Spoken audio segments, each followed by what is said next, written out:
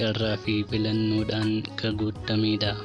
Addunyaan tuni akka ofii feete malee akka namni fedhetti namaaf hin deemtu ture.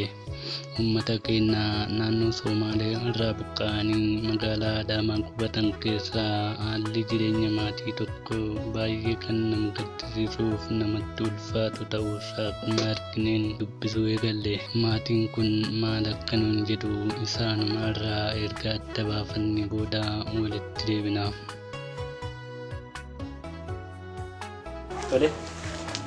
Hunda dursa maqaan kee eenyu eessaa dhuftanii maal taatanii jechuu barbaada? Maqaan kiyya akkuma jedhan Badriyyaa Hasan jedhama. Naannoo Somaaliitiin ture. Ka ture mana shiitaa makaffaa guddaa qaba achitti dalagachaa ture. Achirraa gisee kan ari'amee dhufe magaalaa tana jechuudha. Uummata naannoo Somaaliirraa buqqa'ee wajjin ganda kana dhufee jira. Sanirraa kan ka'e inuma dalagaddaa magaalaa tana keessa inuma deemaa takkaa wayittaa uummanni reeshina eeggatu takkaan akka mootummaa takkaa eegeen beeku magaalaa tana keessa deemee riskii barbaada. Ilmaan kun akkuma agartan bifatanii gargaartan yaadduun guddaan na seenee jira. Rakkoon jireenyi amma haalaan ulfaataadha. Maal nyaatanii maal dhuudanii maaliin jiraattu amma yeroo kanatti? Waan takka hin jiraannu gambeeraa qoma tanaa shiita namaa fuudhee deemee gurguree qarshii 50 argatu daabboo 5 yoo bite deemee adgaleeni bakka 2-3 addaan kuteeti tokko ganama muraa takka ganama addaan qoodeeti takka galgala addaan qoodeeti ganama odoo isaan hirribaan ta'an biraa bahee ta'a. Tole mee amma maatii mee qorattee ijoollee meeqa qabdaa? Baay'inni maatii keetii meeqa? Maatiin kiyya 9 anaan 10 isaan ta'e. Haala maatii irraa jechuudha. Ijoolleen kee tokko isaanii baratanii barnoota qabanii? Barnoota ni qabanii ammallee saa ammaa seenuuf deemus ni jira. Haga amma dura tare barachaa jiran amma immoo rakkoon barnootas ulfaataa ta'ee jira akka itti barsiisuu hin dandeenye jechuudha. Bakka nama 9 keessaa nama 7 namni barachuuf deemu kanarratti ulfaataadha. Akkatti ilmaan kan hunda baadhee wanni jedhamatti ulfaatee jira. Haalaan ulfaataadha. Ilmaan kana barsiisuu jechuun namni tokko isaatiin mana isaanii beekaa ilmaan hagana ga'u barsiisee bakka takka naa haa ga'anii jedhee anis dura tattaafachaa ture. Tattaaffiin tiyya sun hin taane ni natti ulfaattee jirti amma sabni bal'aan Oromoon bal'aan yoo onni jedhe naa akka birmatuun barbaadanis yoo sababbiin ani itti ari'ame waan biraa kan qabu Oromummaa waan ta'eef qabeenya kiyyarraa kan ba'e anis akka namaa dalagachaa ture.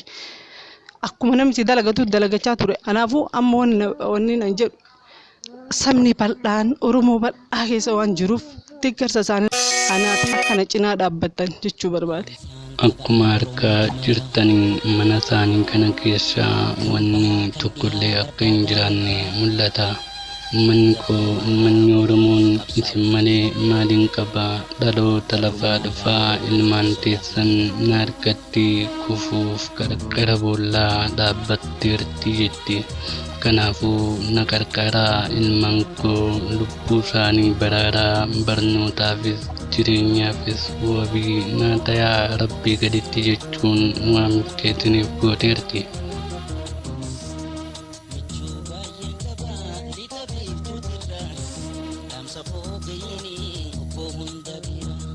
Abbaan manaa isaanii maal akka ta'e rakkoo maaltu akka qunname walumaan ka gaafannu ta'a. Abbaan mana kiyyaachirraa ka'ee eegaa naannoo Sumaalee wayitarraa kaanu san naannoo nama 5 biratti ajjeesanii xiqqoo sammuun isaa miidhamaadha. Kanaaf anumattuu jireenya kana harkisee deeman jechuudha. Inni kama argitan kana waqa ammaaf ammoo alhamdulillah akka gaaf durii sanirraa xiqqoo naa wayyaa'ee anuma jireenya kana dhiibee deemanii ni bakka sammuun isaa xiqqoo inni dhukkuba jechuudha. Kanaaf anumattuu jireenya kana harkisee deemuun jiran jechuu barbaadeeti. Cifnee jira yaala barbaadee jira. Amma asiin durayyuu hedduu geessinee jira. Bakka hangee asiin jeneraal Kabiruseenii kana bakka hedduu geessinee jira. Kanaan ammoo itti wanni jechuu hin dandeenye garuu amma alhamdulillah ishiin qaba. Addunyaan keessa jiraachaa jiru hibboo natti taatee jetti Badriyaa fi abbaan manaa isaanii. Tole akkam jirtu? Nagaa. Maqaan keessan eenyu? Awwal Sheekh Abdul Qaadir naan jedhan. Akkuma isin jette sanaan achi turre naannoo Somaaliitti irraa dhufnee mootummaan as nu qubsiisee jechuudha. Wallaahi waan nyaatanii waan dhugan kama argitan kana ilmaan kiyya amma waggaa lama maal yoo xiqqaate waggaa lama firaasha irra hin ciifne. Saleen isin argitan kanarratti dhiisanii akkuma isin argitan mana kana bolokeetta kana namatu naa daraddare. Bubbee duuba kanaan fuutee roobni jiisee namni mul'uunu humna ofiitiin asii baheetiniin walirra naqanii kun akkanatti jira jechuudha. Alhamdulillah. Obbo Awwal ergaa leellaatuu kan isaan ija isaanii fuulduratti raawwatame as yaada isaanii ibsachuu kan dadhaban yoo ta'u jireenya ulfaataaf gadadoo keessatti kufneerra jechuun ammanuma dubbatanii callisu. Sirna mootummaa wayyaaniitiin naannoo Somaaliyaa irraa buqqa'anii gara Adaamaatti erga dhufanii jireenya fooyya'aa jiraachuu miti halkanuma tokko firaasha tokko gubbaa qaciifnee buluu hin dandeenye jedhu. Mana isaanii keessaa firaashaa miti saleeniin tunuu akka waan guddaatti kan isaan fuulduraa mul'atu.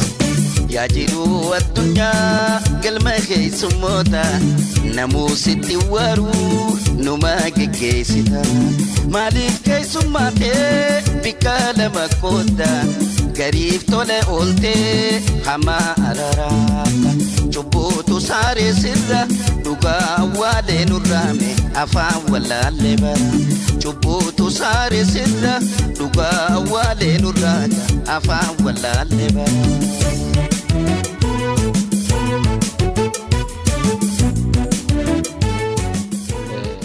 Wanti amma mucayyoo tanaa kan dhageenyu kun baay'ee ulfaata. Kan isiin illee rakkoo isii ibsachuu hin dandeenye. Rakkoo kana qaba jettee kan isiin ibsachuu hin dandeenye kan magaalatti isii beeknu fuula isii irraa ka'ifu nama waa nama gargaaruu danda'udha yookaan tujjaara. Fuula isii irraa dho'ifattee namni maatii 11 horachaa mana kana keessa bulaa simintoo kanarra ciisaa maatii kana horattee asiin gahuun isii waan addaati raajiidha. Takka argeellee hin beeku hin dhageenyes. Wanti isiin alatti nutti himtee dhufnee yoo mana kana laallu immoo waan hin jirreef ammas taana waan isiin hin dho'ifattee jiraattuun. Kanaafuu wama argaa jirtan kana mana keessa kiiloon takka wanti jiru hin argine. Maatii kana rabbumatu horatee asiin gahe malee akkasiin baatee shiita kana gurguraa duubee fuudhaa ittiin deemtu. Ka biraa immoo waan isiin konkolaataan feetee fiddee gurgurtu fa'a itti fakkaata. Akkasii miti dubbiin. Isiin maatii kanaaf jecha qarshii 10 yoo argatte qarshii 10 yoo dhabdes taaksii nama kadhattee yoo dhabde immoo miilaan ijoollee kanaaf jettee asitti kan isiin waan kana keessa darraa kana hunda argiteedha. Haati ilmaan kana hunda hortee asiin geette silaa badhaasatu isii mala malee rakkoon akkanaa kun isiif hin malu. Ilmaan isirraa bahe kun kan biyya dhaalu. Kanaafuu uummanni Oromoo rakkoo kana argitanii dhaamsi kun isin bira gahe. Yoo dandeessan daa'ima takka irraa barsiisaa. Yuunifoormii isaanii, daftara isaanii, waan mana keessa jirullee soorata isaaniillee hin jiru. Wanta kana hubadhaatii gargaarsa isii akka nu cinaa dhaabattan maqaa Rabbiitiin isin gaafanna.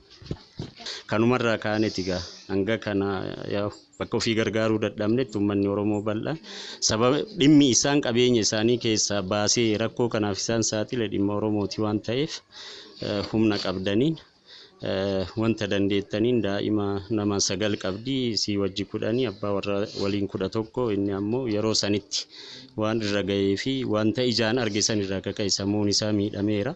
Maatii kana keessa taa'aa oola inni kunuunsa addaa barbaada malee birrii 10 waggaa 5 kana keessatti hojjetee galuu hin dandeenye. Kanaaf hanga dandeessaniin maqaa Rabbiitiinis maqaa uummata Oromootiinis isin gaafanneerra uummanni Oromoo bal'aan guutuun akka bira nu dhaabattan jenna.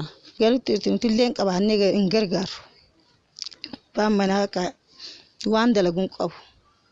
Ijoolluma keessa oola sababa sanii uummanni Oromoodhaa nu gargaaruuf dirjaa moggaa dhaabbattanii abbaa mana ishee moggaas dhaabbattanii gargaaruudhaaf akka nu gargaartan jennee isin gaafanna. Oromoo jennee Oromummaa teenya wanni jennee Oromoo keessatti gallee Oromummaa teenya wanni ta'uu dadhabne waan san ta'eef akka nutti dirmattanii nu gargaartan badariyyaa tana barbaanna. Galatoomaa.